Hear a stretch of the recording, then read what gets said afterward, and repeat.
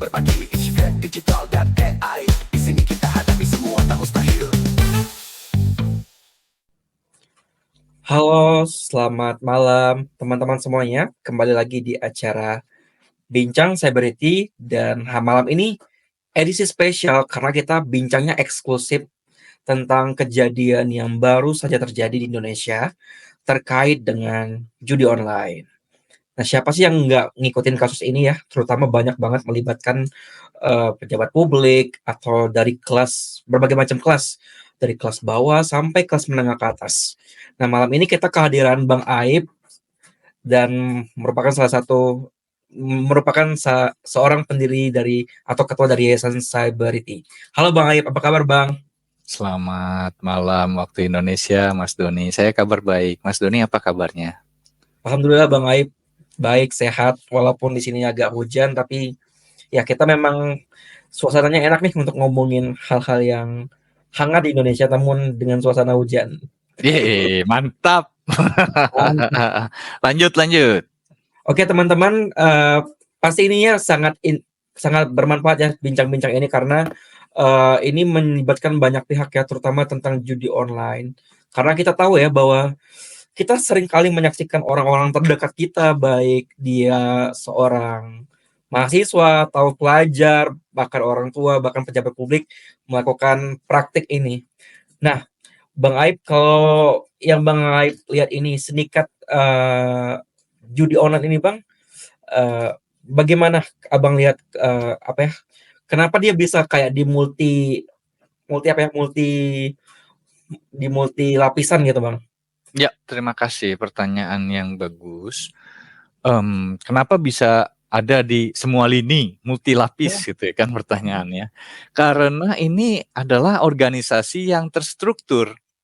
Banyak orang berpikir bahwa ini hanya sekedar judi biasa, sekedar aplikasi biasa. Tidak.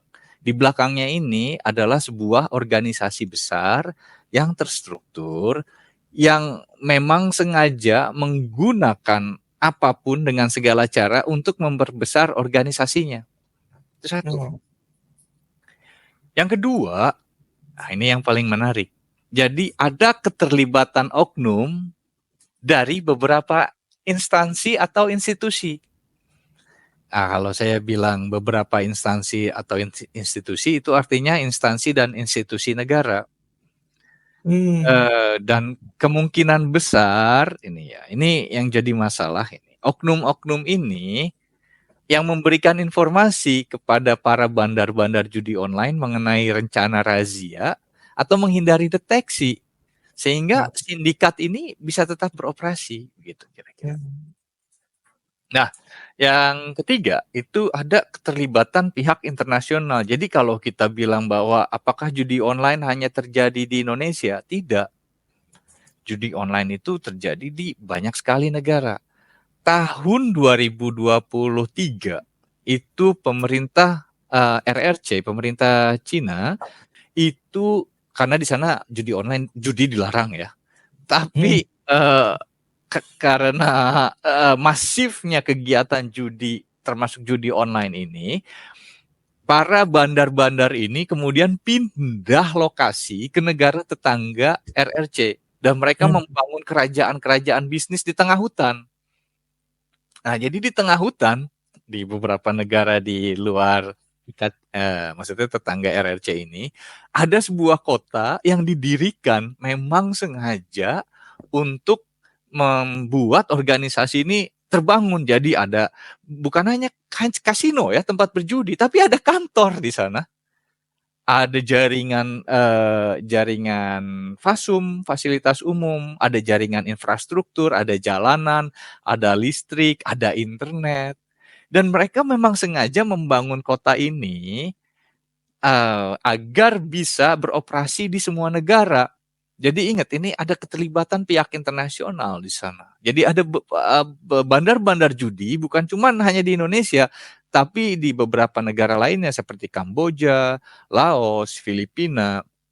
Itu membangun kota-kota, enclave-enclave, kantung-kantung tempat perjudian di negara-negara tertentu yang biasanya terletak di segitiga mokong kita sebutannya.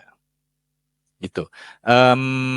Lalu selanjutnya, memang ini sindikasi ya, sindikat yang terbangun untuk menghindari regulasi. Jadi mereka itu biasanya dari judi online itu menggunakan beberapa lapis keamanan, servernya tersembunyi, metode pembayarannya anonim, kemudian dirancang untuk menyulitkan pelacakan yang dilakukan oleh para penegak hukum. Gitu.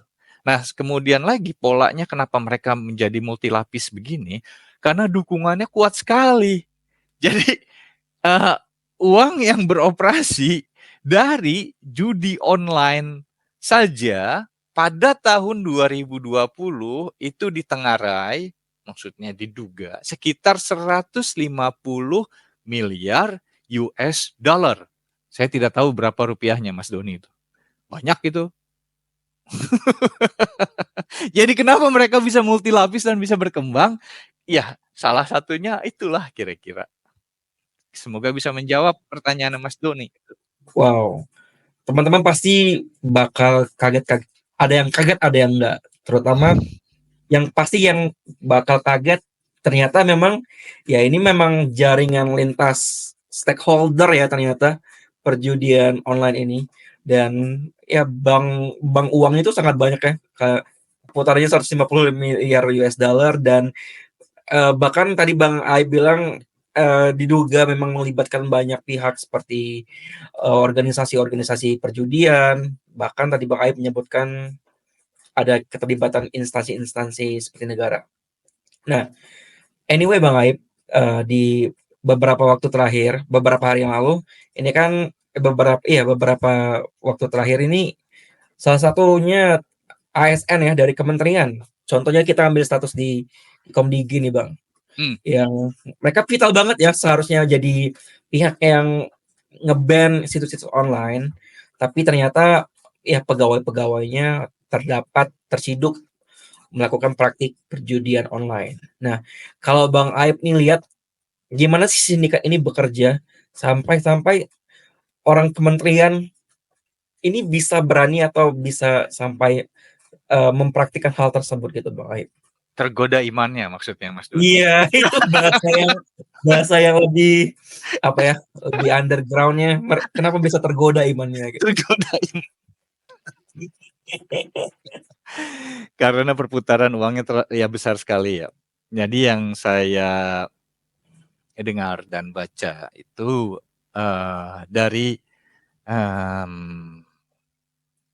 beberapa ribu bandar judi online, mereka ketika ditanya oleh penegak hukum,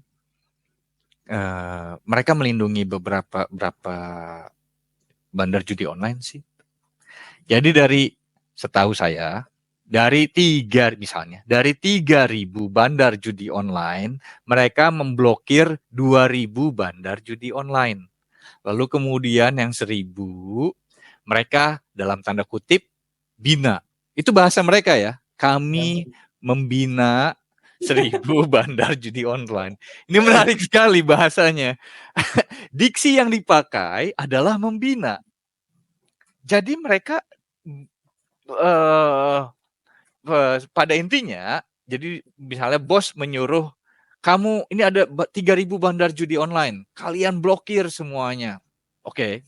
Nah mereka akhirnya ngomong misalnya kepada 2.000 bandar judi online, kepada semua bandar judi online, siapa yang mau kami bina, siapa yang tidak. Gitu kan.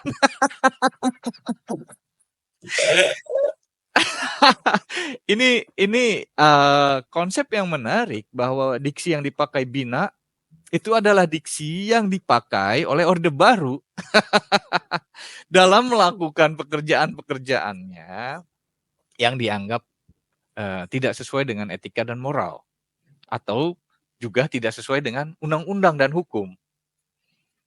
Dan ini yang kita pikir adalah mengapa mereka bisa tergoda? Ya karena dari satu warga binaan, satu bandar judi, mereka mendapatkan kalau tidak salah 8.500.000 atau 85 juta, saya lupa itu. Satu bandar judi itu mereka mendapatkan uang banyak sekali. Jadi sekitar misalnya dari satu bandar judi, taruhlah ya 1 juta rupiah menyetor setiap bulan, 1000 bandar judi, banyak Mas Doni setiap bulannya. Ini kita tidak usah pakai hitung-hitungan yang rumit, mari kita hitung yang sederhana. Satu bandar judi menyetor 1 juta rupiah kepada aparat negara, maka aparat negara ini mendapatkan 1 miliar setiap bulannya. Dan banyak orang, saya yakin, yang kemudian tergoda imannya, lalu terpeleset ke jurang, ikut-ikutan ke dalam bandar judi online. Gitu kira-kira. Jadi memang kenapa sih orang begitu mudah tergoda imannya? Karena lagi tadi bagian yang pertama, dukungan uang yang kuat. Itu dari sisi ini ya, dari sisi aparatur negara. Tapi juga dari sisi yang lain itu banyak ya. Yang saya pikir itu adalah regulasi. Regulasinya lemah dan tidak merata. Jadi tadi kan dari 3.000 bandar judi, kenapa hanya 1.000 yang dibina? Kenapa tidak 3.000-3.000-nya yang dibina? Kan ini pertanyaan menarik ya. Pertanyaan menarik adalah kenapa tidak dipajakin gitu? Masuk uangnya ke negara kan? Kalau memang negara mau main di sini. Dan kan itu masalah yang sangat serius karena undang-undang kita melarang adanya perjudian. Iya. Gitulah kira-kira, semoga bisa menjawab sedikit mengapa ada orang yang tergoda imannya.